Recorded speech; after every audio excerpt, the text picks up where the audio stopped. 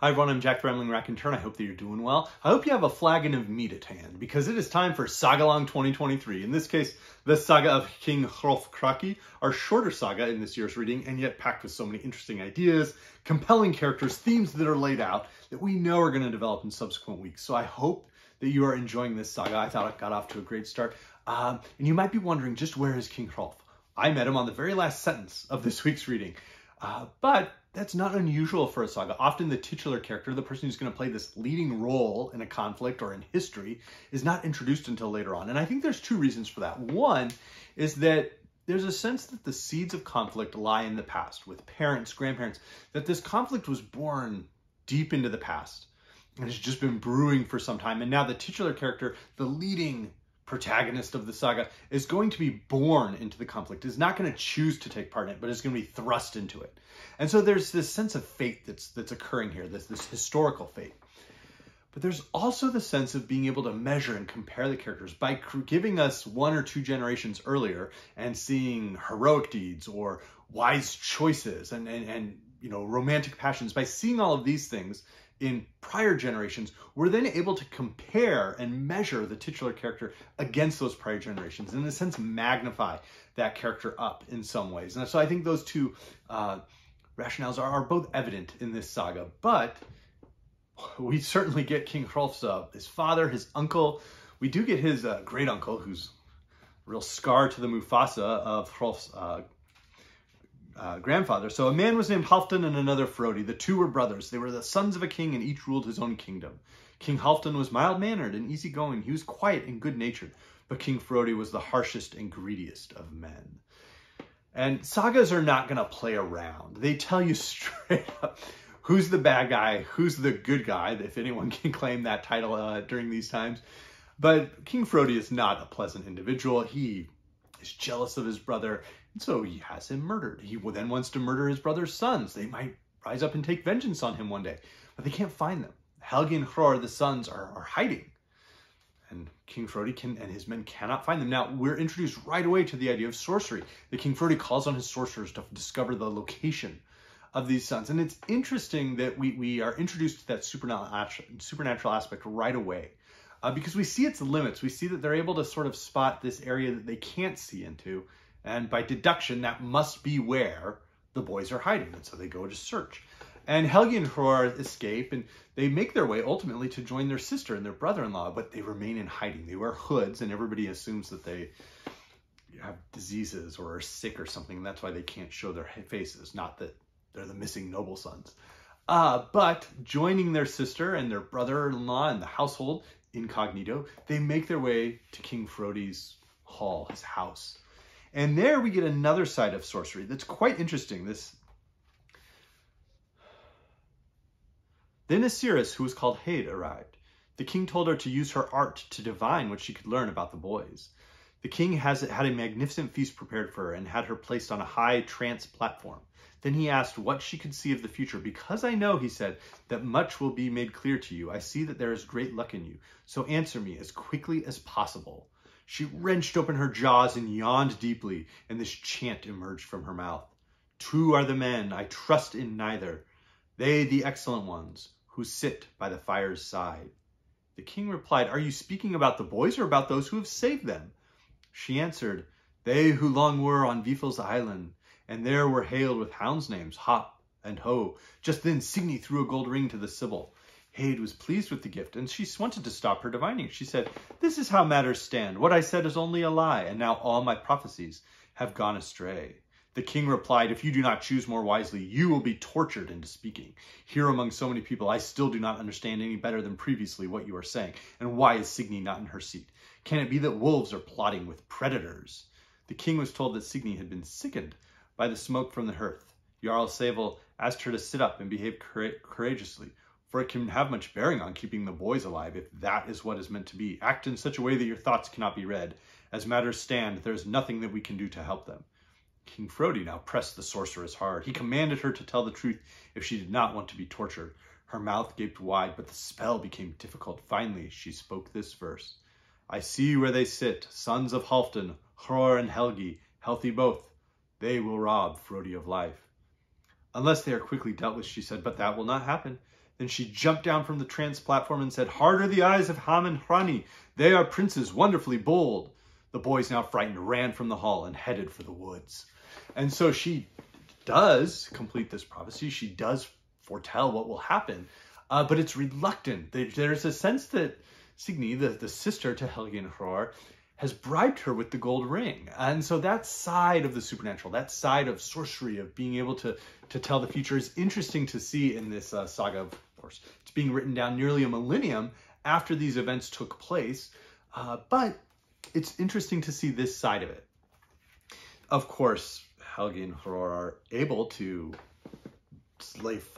create a massive fire around the house. They're able to go and they ultimately kill their uncle, King Frodi. And so things seem to be moving in a different direction. And King Helgi, who's going to rule in Denmark, King Hror gives his land to his brother and then moves over to England, where he into Northumbria, where he marries. And we're now introduced to a fascinating character, Queen Olaf. At that time, a queen named Olaf ruled over Saxland. Like a warrior king, she dressed in a coat of mail, carried sword and shield, and wore a helmet. This was her nature, beautiful in looks, yet cruel and arrogant in temperament. Those who knew about such matters said that Olaf was the best match in all the northern countries, but she had no intention of marrying any man. And there we have the work of our Saga's redactor, inserting his opinions, or the historical opinions about Queen Olaf, that, of course, any woman who's dressing in chainmail and successful at commanding her clan and defending her lands must be cruel and arrogant and doesn't want to marry a man. What could be wrong with her? Well, from our modern times, it's striking to read the description of Queen Olaf, and I think she strikes a very different stance here in the 21st century than she would have in the 14th, or certainly in the 4th or 5th, when she actually existed. And we have a sort of a comparison perhaps to Brynhild from the Saga of the Volsungs or the Nibelungenlied. But it's interesting to read, that of course is who King Helgi, this ruler of Denmark, is convinced he must marry. So he goes and tries to essentially storm his way in and demand that he rape her. But I would have to choose more of my friends here, but since I can do nothing now, you must decide this matter, and I expect you to behave honorably toward me. The drinking continued throughout the evening and long into the night.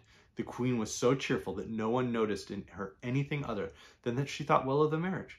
Finally, when Helgi was brought to bed, she was waiting there for him. The king had drunk so much that at once he fell down asleep onto the bed. Taking advantage of his state, the queen stuck him with a sleep thorn. When the last of the men had left, the queen got up. She shaved off all his hair and smeared him with tar. What a great move. Queen Olaf then pushes him into a bag with some clothes and things and tells his men, "Hey, he went off to the ships. Take this bag. This is his stuff. Take it to him." And they set sail and ultimately realize he's missing, but this bag, and he comes out embarrassed, humiliated. Word gets around. So now, of course, he is going to really find his way to be violent, and he traps her with a treasure that he convinces someone to go tell only the queen to come alone to get the treasure. And he assaults her multiple times. Ultimately, she is set free, but she's pregnant at the time. And so she gives birth to a child. It was a girl. The queen treated the child with complete neglect. She had a dog named Yrsa. She called the little girl after it, so that the child came to be named Yrsa. She was a beautiful child. And she sends this girl, who's the product of her trauma, out to just tend with the sheep and to essentially live as a commoner, and makes no claim about her own parentage of the child, or that she's the daughter of King Helgi. Helgi continues his various adventures and decides that he loves this young woman, this young maiden he sees out on the field, and pretends to be a beggar so that they can get married, and he falls deeply in love with her. So you can see what some of the themes, as I mentioned, that have been laid out that are going to be developed in the subsequent weeks. We have, in a sense, King Hrolf is going to descend from this line, and there is perhaps a comparison to the line of Judah and Tamar in Genesis, where Judah sleeps with his daughter-in-law, who has been unable to conceive with his children, who were really awful individuals. And that then continues the line to David and ultimately to Jesus in the Christian faith. And here, though, it's even more transgressive. Perhaps the call is to Lot, the story of Lot in Genesis, where Moab and Ammon come. And so from his relationships while drunk with his own daughters. And so here we have this parallel, this taboo in a sense, that has been laid out from the very beginning. We know this is going to be an issue. Queen Olaf knows this as well, because she knows that this is happening. She pretended to have no knowledge of the situation. In her private thoughts, however, she calculated that these events would bring grief and dishonor to King Helgi, and that neither success nor joy would come of them. King Helgi married Yrsa and loved her very much. We're then introduced to a ring that's beloved as a treasure, and King Helgi has it. He ultimately gives it to his brother Hrolf in return for the various lands in Denmark that Hrolf doesn't really want because, he's living in Northumbria. But their nephew decides that he wants the ring. And so he goes and he asks to see it. He asks for land, he asks for the ring. Both of the brothers say, no, we won this. This is ours. But he asks to see it. And when he does, he takes it and he throws it into the sea. In return, King Hrolf has his nephew's foot cut off. This nephew, though, decides to find his way to vengeance, and he returns with an army and murders his uncle, King Hrolf. And so there we have other parallels going on. We have Danish kings, we have nephews and uncles off trying to kill each other.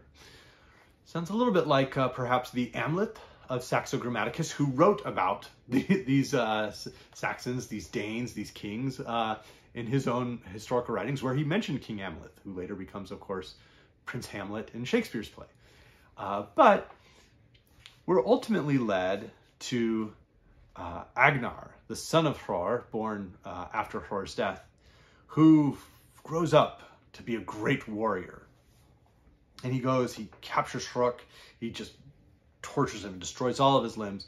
And then Agnar, at a 12-year-old, they'd never seen a man his equal. He was foremost in all his accomplishments. He became a great warrior. He became so famous that when old tales are told, he is widely held to be the greatest of champions, past or present. He, of course, goes and dives into the fjord and finds the ring. He rescues it from the bottom on his third dive.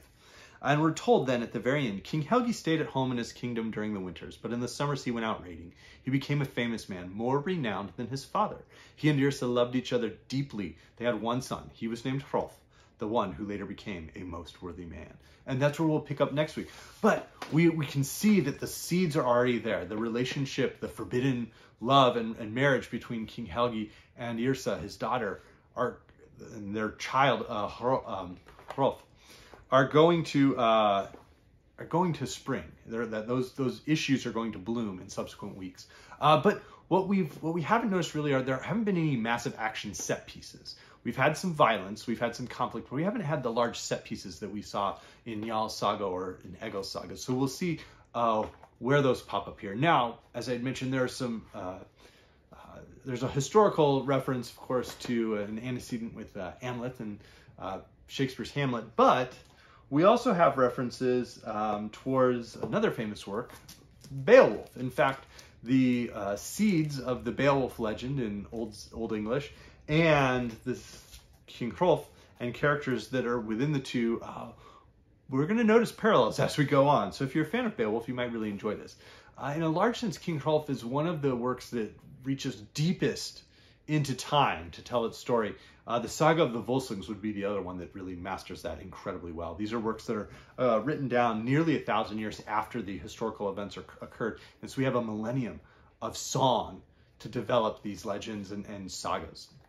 If you're interested in a saga that's not taking place in Iceland, you might try the Sunjata, the great epic of the old Malian Empire, so almost contemporaneous with when the sagas were being written down. This is a great African work.